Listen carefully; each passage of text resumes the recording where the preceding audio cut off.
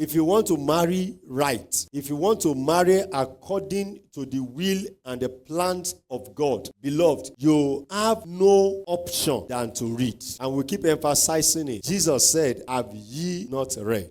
That's very profound. That's a very heavy statement. Have ye not read that he which made them at the beginning made them male and female? Have you not read that when God was making man, when God was creating man, what God created was male and female. You know, when God created male and female, Adam was not yet made that time. I hope you understand. Adam, he was though he was the first man made, he was the first man formed. But at this point, God created them. The Bible says God created, he created him. He created him. And in the beginning, created he them. That's Genesis chapter 1 verse 27. God created him. He created him. And male and female created he them. At this point, Adam was not yet, formed. God only created a man. Now you'll now be wondering, who is that man God created? God actually created male and female so that there will be a standard that what God wants is male and female. Now let me say it in this way. What God created in Genesis chapter 1 verse 27 is him, one personality. However, inside that one, look at it. So God created man in his own image. And you see, in the image of God created he what? Him. Now, professor of English cannot understand this because this is not English. This is revelation. God created man in his own image. In the image of God created he him. Male and female created he them. Adam has not been formed here because Adam was formed in chapter 2. But here, what God created is that there is a man.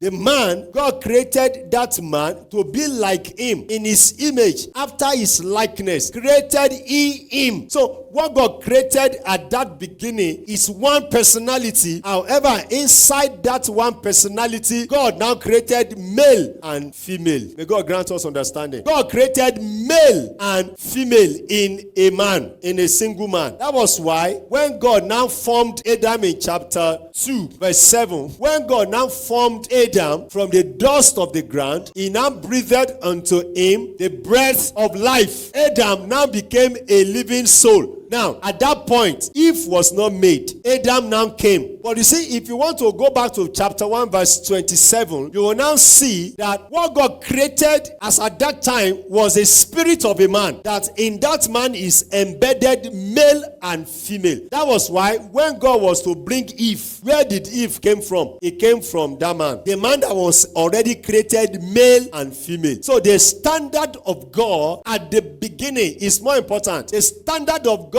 at the beginning is one man, one woman. It can never be one man, two women. Do you understand what I'm saying? The intention of God, the original intention of God is one man, one woman. It was after the fall of man, when man fell from the original intention of God, which is to be in his image, in his likeness. It was when men fell that a lot of things crept in. So what the Pharisees were saying, they were telling Jesus about the law, but Jesus was telling them something that predated the law, meaning something that came before the law, that in the beginning. So can you see the way Jesus teaches? Jesus took them back to the beginning, the original intention of God. And you see, if you will have a successful marriage, you must come to understand what is the original intention of God. You don't look at the intention of men, and you don't look at the reasoning of men. You look at the original intention. So Jesus took them back, and he said, in the beginning, what God made is male and female. Now, let me say this. You have to be very careful. For those who are still single, you have to be very careful. Not just to be doing,